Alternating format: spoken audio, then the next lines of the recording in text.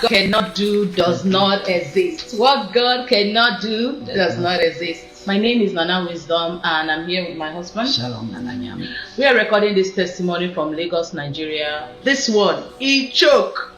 Okay, so in the quest to start winning my baby, you mothers, you understand what I mean. I dropped off my baby and her siblings in the house of my cousin, my sister-in-law. You know, my husband actually went to drop them. That was on the 13th of March, Thursday, 13th of March, and the idea was to pick them up on Sunday after church service. So now, that very Sunday, we woke up, it was already 7, so I told my husband that we are late. So let's just, key to Pastor Jerry's first service. As soon as I opened my phone, I logged into the service, Pastor Jerry was talking about the angels at your disposal. The angels are there. Sometimes we go through a lot in life, and the angels around us, like the angels of God, like, but I'm here, you can send me. But I'm here, I can always, fight the battle for you. That God has actually placed these angels for us to, command them to go ahead of us, to rain fire, that was all he was talking about. I want you to hear this. So this angel that are ministering spirits that are sent to minister to the saints, that is to answer to you. Let me ask you a simple question. This week, did you send any angel anywhere? This week, that as you're looking at me right now, people of God, you love your chains when you don't use the resources of heaven. Did you send an angel here? Anywhere? Did you send an angel? The Bible says, isn't it obvious that all angels are sent to help out with those lined up to receive salvation? I want you to read it again. All angels, all angels, all angels. You didn't send one on assignment. Are you not aware there are warfaring angels? Are you not aware there are angels that are already angry with what is going on in your father's house, and they are looking, oh yeah, send me now, send me. Are they here? Send me. Send me. There are angels that are angry with some people who are posing as God. Go and ask Herod. And ask Herod, who slapped you? Lift up your right hand, thunder, angels of fire. I want you to shout it like you believe it. Shout, angels of fire.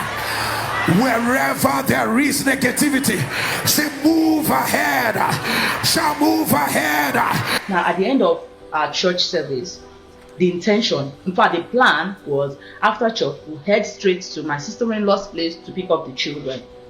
Now 5 minutes after church service, on our way already, we're walking down, and my husband received a call that I don't understand, but I've never seen him in that state. So after the church service, my cousin sister called, and the next thing is, brother, so sorry, we lost your daughter, my daughter.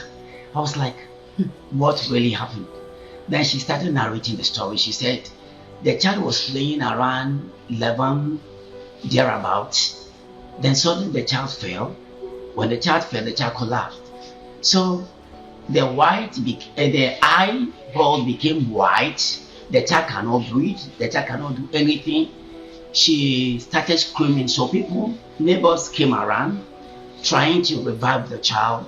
They took the child to health center. Health center referred them to a bigger hospital. Then there, everything, as in the child, was gone. She was crying, brother, sorry, we've lost, please be here. In the course of it, my husband has said, what my sister is saying in the nutshell is that we lost Kayla.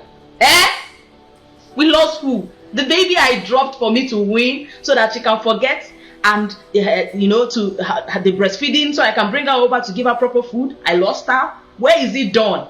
Now I turned to my husband immediately and I said, was it today In fact, I don't even remember the day I heard about sending an angel again. My brain has turned. I said to my husband, was it today that Pastor Jerry was talking about sending an angel? He said, I said, okay, the angel of NSPPD, if there is a God on the altar of fire, it is my own time now. Others are recording their own. I cannot be wasting data. Now you have to go for me. The God that works for Pastor Jerry, the angel of NSPPD. Oh yeah, stand up wherever my daughter is. Go and bring her spirit back to her body. I don't care what the doctor is saying. I am not there to help her. And even if I'm there, I don't know how to do it. But I know you can do it. I was like talking to a point that someone next to me was looking at me. Is this one okay? But I care less what people thought about me, because I was now imagining, how will I drop off a living baby? But the plan of the devil was for me to pick up a dead baby. It is not done. So I'm actually on my way to go and pick up a dead baby. A baby I dropped alive, and I'm going to pick her dead. It is not for me. Within 10 minutes, we got to the bus stop where we were actually supposed to pick up another vehicle to their own side, because we actually stay far distance apart. Now, my husband's phone rang, and they said that the baby sneezed.